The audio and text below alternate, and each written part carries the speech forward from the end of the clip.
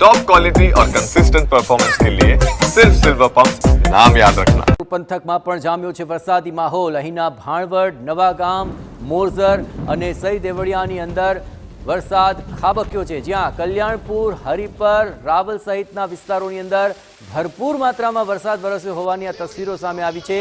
મેઘરાજાના આગમનથી જો કે વાતાવરણમાં ઠંડક પણ પ્રસરી ગઈ। વરસાદને પગલે ગ્રામ્ય પંથકમાં ખેડૂતોની અંદર ખુશી જોવા મળી રહી છે।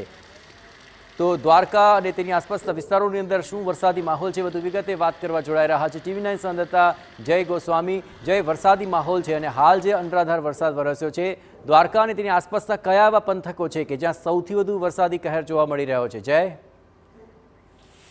તો જય સાથે વાત કરું પહેલાં ખાસ તસવીરો આપણે બતાવી દઉં કે ભાણવડ, નવાગામ, રાવલ, કલ્યાણપુર, હરિપુર આ તમામ એ ગામ છે કે જ્યાં પાછલા વર્ષે પણ આવો જ અનરાધાર વરસાદ વરસ્યો હતો અને આવી જ તસવીરો સામે આવી હતી, જેની સીધી અસર જનજીવન પર પડી હતી।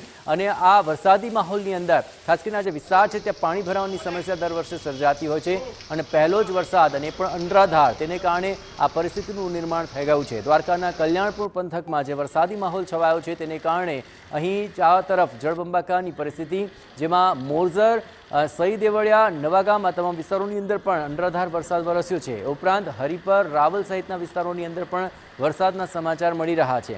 જોકે સખત ઉકળાટ બાદ આ વરસાદ વરસ્યો છે। જય જોડાયેલા છે। જય, આખા પંથકની જો વાત કરીએ, કયા એવા વિસ્તારો છે કે જ્યાં સૌથી વધુ વરસાદના સમાચાર?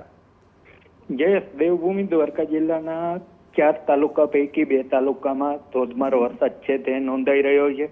ખાસ કરીને વાત કરવામાં આવે તો ભાણવડ પંથકમાં 30 mm જેટલો વરસાદ છે તે ખાબક્યો છે। કલ્યાણપુરની વાત કરવામાં આવે તો કલ્યાણપુરમાં 1 ઇંચ જેટલો વરસાદ ખાબક્યો છે। ખાસ કરીને વાત કરીએ તો કલ્યાણપુરના હરિપર, રાવલ સહિતના આસપાસમાં વહેલી સવારથી જ વરસાદ છે તે જોવા મળી રહ્યો છે। ગ્રામ્ય વિસ્તારમાં વરસાદ પડતા ખેડૂતો હાલ ખુશખુશાલ જોવા મળી રહ્યા છે। જી જયેશ। બિલકુલ જય, તમામ પરિસ્થિતિ પર આપણે નજર રાખતા રહેજો। જો કે ગરમીથી મળી છે રાહત અને જે વરસાદ વરસ્યો છે તેનાથી જગતનો તાત ખુશ।